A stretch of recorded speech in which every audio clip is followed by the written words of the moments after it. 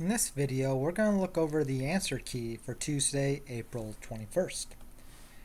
And we're going to continue with quantum mechanics, and we're going to see how quantum mechanics can be used to predict the various properties of the elements on the periodic table. First, we're going to talk about how electron configurations change with ions. So, all of our group 1 metals, they always want to be a +1. And remember, a plus means you have lost an electron. So your electron configuration will decrease by 1 electron. All your second column metals want to be +2. They lose 2 electrons. Your 7th column all want to be -1. 6, -2. 5, we have nitrogen that wants to be -3. The minuses mean you gain electrons. Now, why do these elements want to have these configurations? It's because when they either gain or lose electrons, they'll have the same configuration as our noble gases. Noble gases are gases or elements that are really stable. They don't have any unpaired electrons. All their electron shells are filled up. So they're inert, and they're more or less as stable a single atom can be. So atoms generally want to have what's called a full octet. That is 8 electrons in their outer shell, so they can have the electron configuration of noble gases. So we're just going to start by looking at how to write electron configurations for ions. So we start with oxygen 2-. So normal oxygen is 1s1, 1s2, 2s2, then 1, 2, 3, 4, 2p4. We gain 2 electrons, so our full configuration is 1s2, 2s2, 2p6. Or if you remember our shorthand notation, we can just write helium 2s2, 2p6. Or since it actually gains 2 electrons, it now has the electron configuration of neon. So we could just write neon there. So any three or any of these three are perfectly acceptable for writing the electron configuration of oxygen. Now let's look at strontium 2+. So SR is all the way down here. And so let's look at the configuration again. 1s2, 2s2, 2p6, 3s2, 3p6, 4s2, 3d10. Remember, when we get to D, we subtract one number. So it's not 4d, this is 3d. 4p6, 5s2.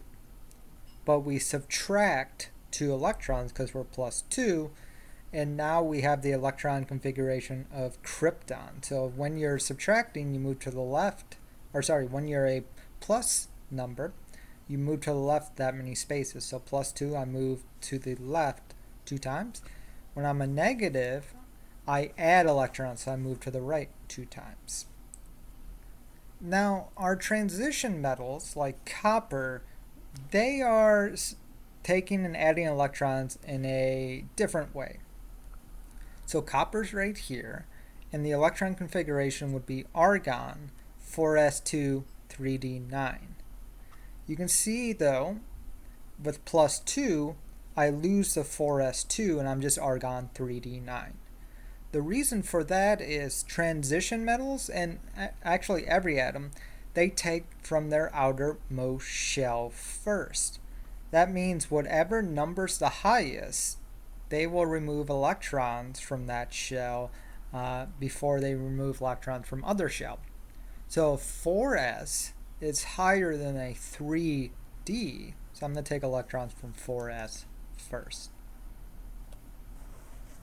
Alright, so now that we understand electron configurations and how charges affect electron configurations, we can talk about why some materials are magnetic and why some aren't. And that all goes to unpaired electrons when we look at their electron configuration. Now, if you have unpaired electrons in your electron configuration, we call that paramagnetic, and that means these materials are magnetic. However, if all of your electrons are paired up, you are not magnetic. We call that diamagnetic. So here are some examples of that. So we have V5 plus. Based on question 1, we should be able to figure out that V5 plus has the electron configuration of argon or neon 3s2 3p6.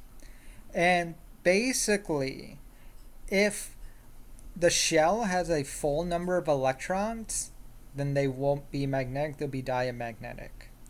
However, for Cr3+, you can see we have 3d1.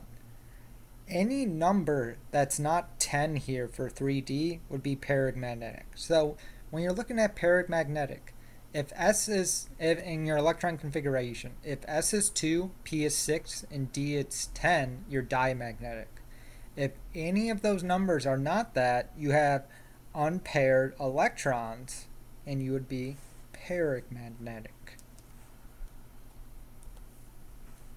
Right, the last thing we're going to look at is how sizes of atoms change with quantum mechanics, their electron orbital. And first we're going to look at the size in the periodic table. And the size goes, the biggest atom is in the bottom left. So as you move down the periodic table into the left, your atoms get bigger. So your biggest atom on the periodic table shown here is Rb. Conversely, your smallest is He, helium. So I just have a few questions to help you get that down. So I did one for you. Al versus In.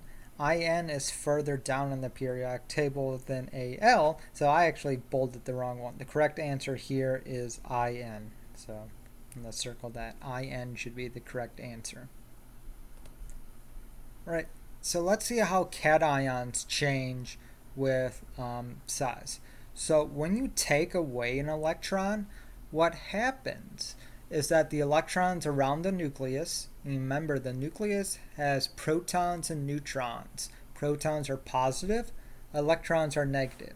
If you lose an electron, the electrons that are remaining are more attracted to the nucleus now, and so they pull in closer to the nucleus. So when you become positively charged, you become smaller.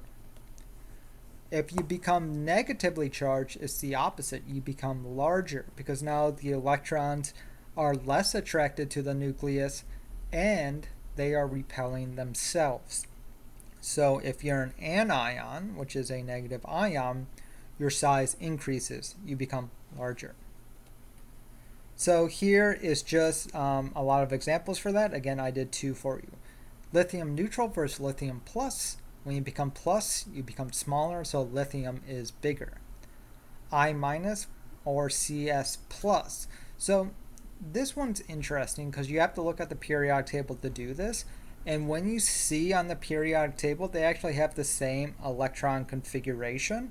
So when they have the same electron configuration, they're called isoelectronic. And for isoelectronic situations, the negative case is always bigger. So the more negative you are, the bigger you are. And that is it for this video. As always, if you have questions, let me know. Otherwise, I'll see you in the next video.